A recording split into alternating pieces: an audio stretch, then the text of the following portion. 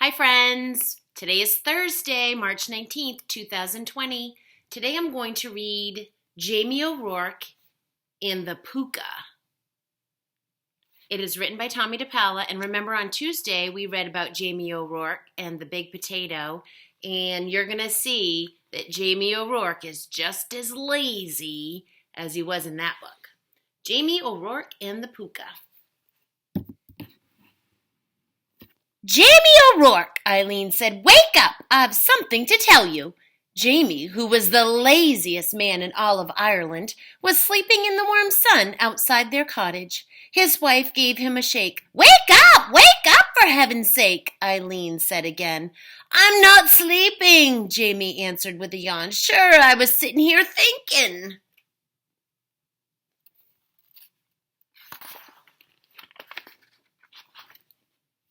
Now, please listen, Eileen replied. Do you remember that I'm going to visit my sister Kathleen and her family today to help with the new baby? Jamie let out a snore. Eileen poked him. What you doing, woman? Can't you see I'm right in the middle of solving a great problem? Jamie answered. Well, now that all the fine thoughts I was having have clear flown out of my head, you might as well tell me what's going on.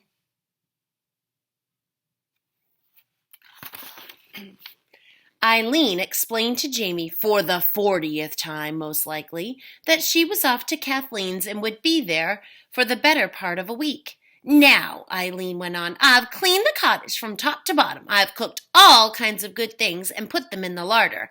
And all you'll have to do is the washing up each night and give a quick swipe of the broom every now and then. Well, well, me darling, you're too good for the likes of me, Jamie said. But don't you be worrying. I'll take good care of everything so's you won't even know you've been away. Now give us a kiss and be off with you. Down the road went Eileen O'Rourke.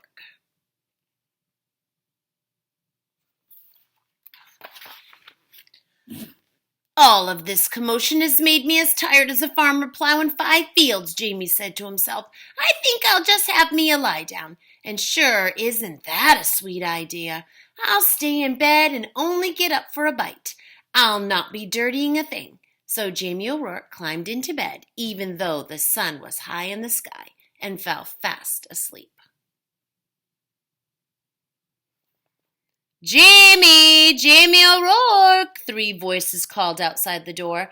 Where are you, man? We heard Eileen's off to her sister's, so we have come to keep you company. Jamie woke up and recognized the voices of his cronies, that means friends, Patrick, Michael, and Shamish. Jamie got out of bed, and since he hadn't taken off his clothes, he didn't have to be putting them on again. Come in, lads, Jamie said, opening the door. The sun was sinking behind the hills. Well, what do we have here? Jamie asked, pointing at a crockery jug. This is the finest cider you'll taste this side of the country, Patrick said. Get some mugs, Michael said. And some grub, Seamus said. He knew that Eileen wouldn't leave Jamie without plenty of good things to eat. I love apple cider. When the food was on the table and mugs, plates, and knives and forks too, they all sat down. They had themselves a fine old time, laughing and eating until it was time to go home.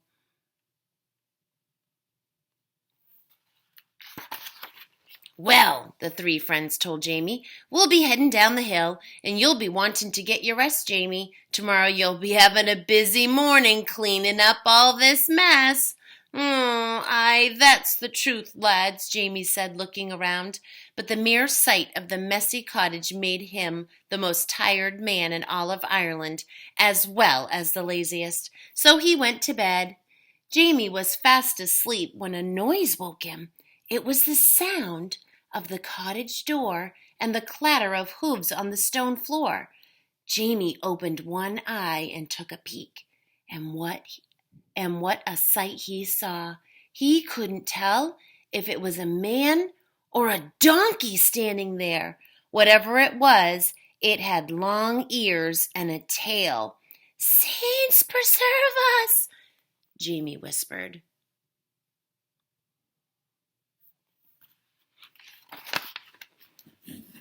I may as well begin first as last, the creature, who was a Pooka, said out loud to himself. He stirred the fire, poured some water into a big pot, and put it on the fire. As soon as the water was hot, the Pooka washed the dishes, the mugs, and the cutlery. He put the leftovers in proper dishes and put them back in the larder. He swept the floor and gave the fire a good raking. Then the Pooka left the house with such a slam of the door, Jamie nearly fell out of bed.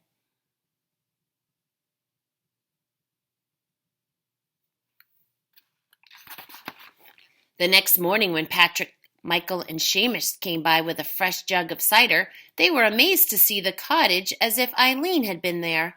"How did this all happen?" they asked. "Well, me lads," Jamie replied, "I got up with the birds and cleaned it all up, just like any good husband would do when his darling wife is away."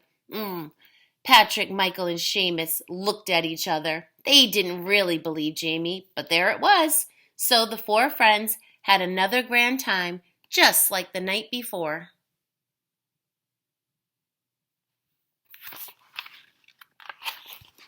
When his friends had gone, leaving even more of a mess, Jamie climbed into bed, but instead of falling asleep, he waited under the covers.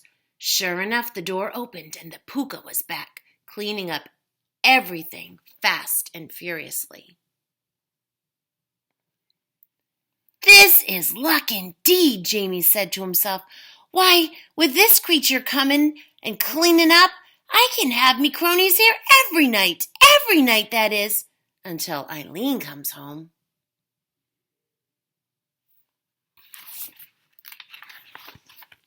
And that is what he did. Night after night, Jamie, Patrick, Michael, and Seamus had a grand old time making a grand old mess, and every night the Pooka came in and set things to right.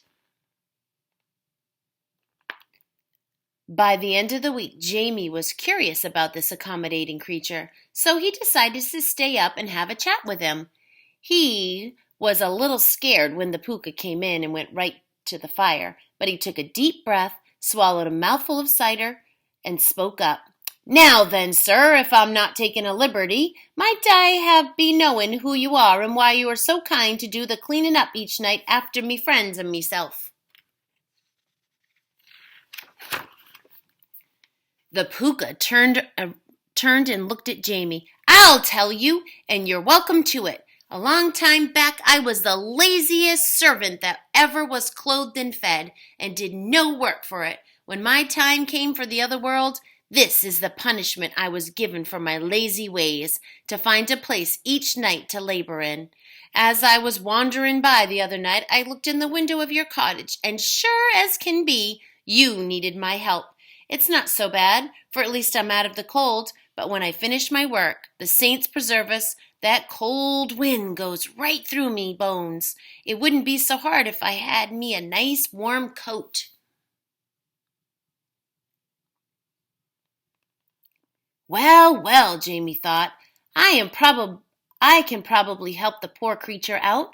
The next night after his friends left, Jamie sat and waited for the Pooka. Eileen would be home tomorrow, but Jamie wasn't worried. He knew the Pooka would do an excellent job of cleaning up, especially when Jamie gave him the old coat he had pulled from the trunk.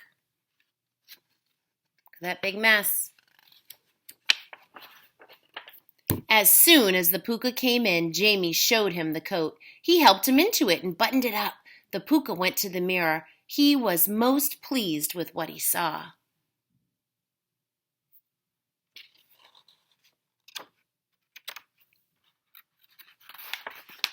"I am much obliged to you, Jamie O'Rourke. You have made me happy at last. Now I'll be saying good night to you." The Pooka turned to go. Wait! Jamie cried out. "You're leaving too soon. What about the washing up and the sweeping?" "Ah," the Pooka said, "now it's your turn. My punishment was only to last until some kind creature like yourself liked the way I'd done my duty and rewarded me for it. Goodbye, and you'll see no more of me." Uh-oh. The Pooka left, and there was Jamie with the mess, or should we say Eileen, for when she arrived the next morning and looked around the cottage, she said, "Oh, Jamie O'Rourke, what do you have to say for yourself?" But Jamie said nothing. He was too busy thinking he shouldn't have been in such a hurry to reward that ungrateful Pooka. Who's ungrateful?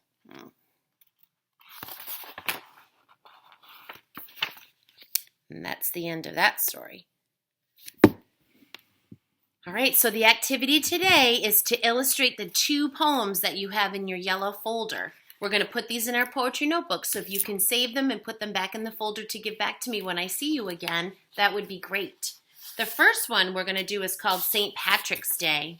St. Patrick's Day is here, you see. We'll pick some shamrocks, 1, 2, 3. We'll count the leaves and look them over and maybe find a 4-leaf clover.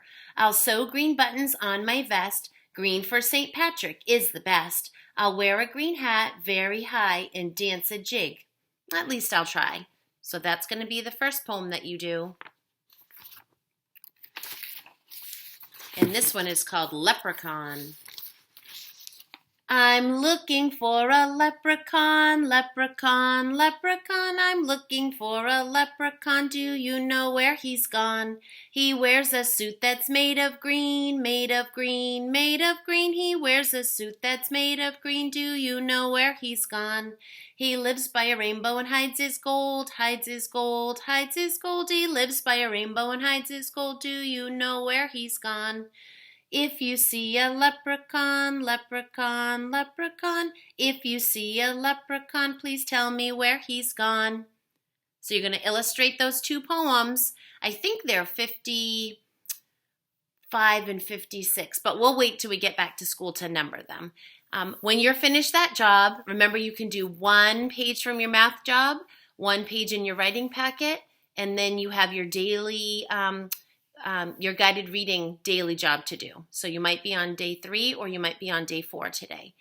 Also, if you can try to practice counting today, that would be fabulous. Some of you remember that the 2 targets for kindergarten are counting by 10s to 100 and counting by 1s to 100. Most of you have those 2, so if you do know how to do those, you need to practice counting by 5s and maybe some practice counting by 2s. That would be fun.